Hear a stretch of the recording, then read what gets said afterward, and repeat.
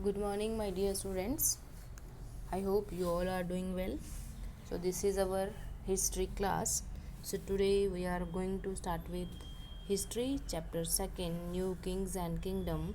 The introduction part we have done yesterday only, where we have talked about, I have shown you that map. Okay, here it is. So, three types of, we can say that there are three kingdoms or empire we can see in this map, right? So, we will discuss today how these in dynasties or empire came to be power, right? So today's topic is the emergence of new dynasties.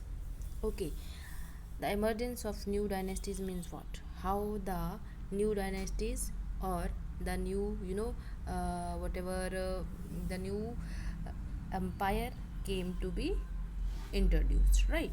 So by 17th century there were big landlords or warrior chief in different part of subcontinent part.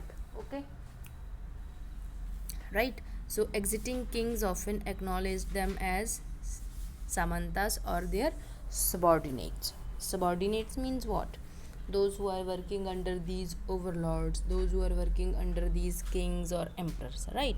So they were supposed to bring gifts for their kings or overlords. Okay, we present at their courts, provide them military sports and all. These Samantas gained power and wealth, and they were declared as Mahasamantas or Mahamandaleshwaras, right? So sometime they, whatever these Samantas were there, they asserted their independence from their landlords, or we can say that, sorry, overlords or the kings. Okay, they wanted to, they also wanted to be act like them. So that's why they asserted their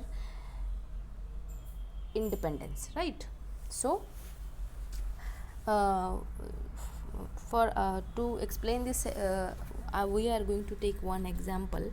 So example is here from Rashtrakuta. Okay, Rashtrakuta was also one dynasty. Okay, it was in Deccan. Initially they were subordinate of to the Chalukyas, means whoever the kings or emperor belonging to Chalukyas, they Rashtrakutas were working under them. Or we can say that Rashtrakutas, we can take example, Rashtrakutas were Samantas and overlords who were overlord or kings Chalukyas. Okay, Rashtrakutas don't want to be Samantas more. Okay, so they wanted to be also overlords, they also wanted to be king, they also wanted to react like or rule like Chalukyas. That's why Danti Durga, our Rashtrakutas chief, we can say that the head of Danti Durga. Who was Danti Durga? Danti Durga was a head of Rashtrakutas. Okay, Rashtrakutas dynasty. Okay, so he performed a Hiranyagarbha. Hiranyagarbha was a ritual. Okay, by offering or by completing this, we can say that ritual, it was thought that ki there that person will get rebirth, right? Okay, that person will get rebirth. That's why uh, Danti Durga played, or we can say that performed a ritual named Hiranyagarbha. Why he has done this? To be king. Okay, because initially he was Samanta, and after playing or after performing this Hiranyagarbha means golden bomb or golden egg. Okay, so it was during that time it was thought that ki after performing this ritual, one man can get rebirth. Okay, of the sacrificer as Kshatriya, even he was not by birth. Okay, Kshatriya, who was Kshatriya? Kshatriya means what? The kings, the emperors who fought battles. Okay, they were very powerful. Okay, initially they were Samantas. Who were Samantas? Rashtrakutas were Samantas, but after performing this ritual, what ritual? Hiranyagarbha, they became also Kshatriya. Why? Because it was thought that after performing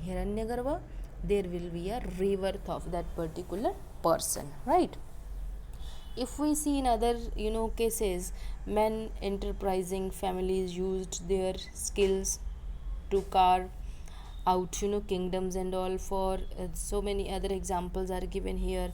So there is written Kadamba Mayura Sharman, right? And the Gujar Pratihara, Harishchandra Harichandra were Brahmanas. Okay, so who were Brahmanas? Kadamba, Mayura Sharman, and Pratihara, Gujar Pratihara. They were also Brahmanas, but they gave up this whatever the work done by Brahmanas. They all left this work, they all gave up this work, and they successfully established their powerful kingdom in Karnataka and Rajasthan respectively. How? It is only because of Hiranyagarbha. So there are three examples we have taken. First Rashtrakuta, second Mayura Sharman, and the other is Gujar Pratiharas. Okay, so they performed time to time Hiranyagarbha ritual and they became Kshatriya, right? So it was because of only Hiranyagarbha, right? So now next is about, if the kings were going to establish it, if the kings were going to establish their kingdoms, how they maintain, how did they admin. So many we can say that titles were given, as we have done in previous class also. So we can say that there were, for example, there is a given in your book also, Maharaja Adhiraj. Okay, it was this was also given. Then there is written Tribhuvana Chakravartin. Okay, the Lord of Three Words. These all names were given to the kings only according to their whatever works they were doing. How did they functioning? Okay, how did they taking care? How were they taking care of their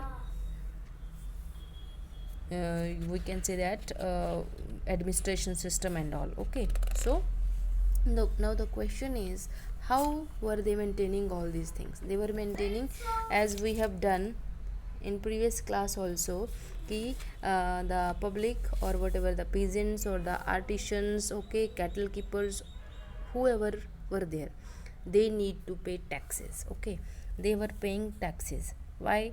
So that whatever the king, whatever the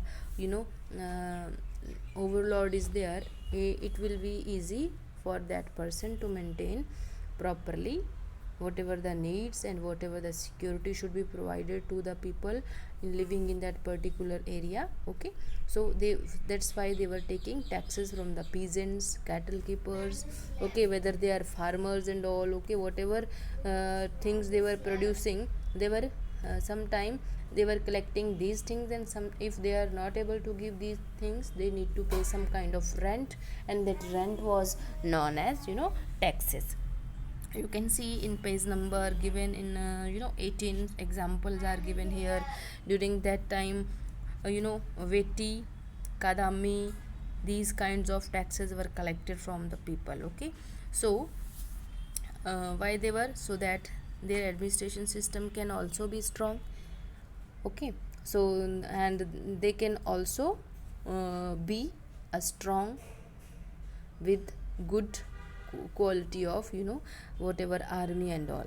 So we all know that to maintain all these things they need money, so that's why they were taking some amount of money in the form of taxes and all, or the revenues and all. Okay, so whatever these we can say that these people were there collecting revenue and all, who were they were now the question is, who were collecting these taxes? Samantas were there.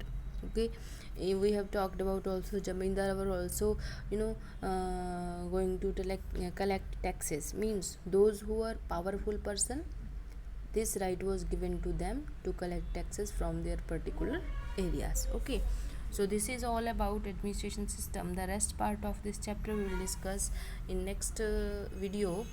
Till then, keep learning. Take care.